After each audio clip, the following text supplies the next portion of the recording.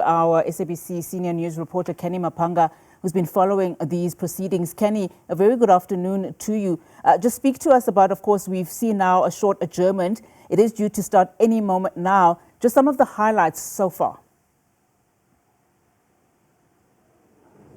Indeed, as you correctly stated, Unati, within 4 minutes we can expect that retired Justice Madlanga will return to continue with the testimony of Lieutenant General Khumalo. It seems that the Commission, which usually ends its day at 4 p.m., wants to complete the testimony of Khumalo. I think the most important area today that we are dealing with is this disbandment decision. We've heard it as a recurring theme before this Commission as it continues its probe into criminality, political interference and corruption in the criminal justice system, and we've heard from various different role players about how the decision was taken in a hasty fashion, how it was unlawful, maybe or not the police minister didn't have the power to do so. The Commission continues to probe where the possible influence, if there was, could have come from regarding this particular decision. But from the vantage point of Lieutenant General Khumalo, it's important to get his understanding of this particular disbandment decision, because not only is he the intelligence chief, but he is the actual project leader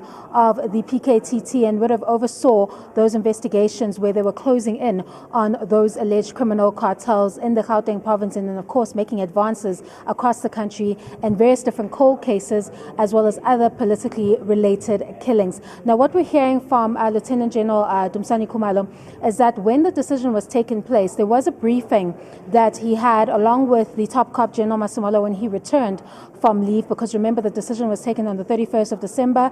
Khumalo only returned around the second week, I think, and then they had a meeting on the 17th of January with the minister where a presentation was made, because the pair didn't understand what this decision was about. All they knew is that the PKTT was advancing and closing in on the persons it was supposed to be investigating, but now there's this decision, and the letter itself, they describe it as quite vague, so they didn't know what the reasons behind such a decision was, and there was nothing from the IMC minutes leading up to that particular letter that gave any inclination that there was something wrong with the PKTT or there were any concerns that would lead to this particular decision. So in that particular meeting, we're hearing that a presentation was made to the police minister, Minister Mchunu, who is now on leave of absence, where they painted the kind of picture of the, I guess, the support that the cartel members allegedly enjoyed from certain SABC officials.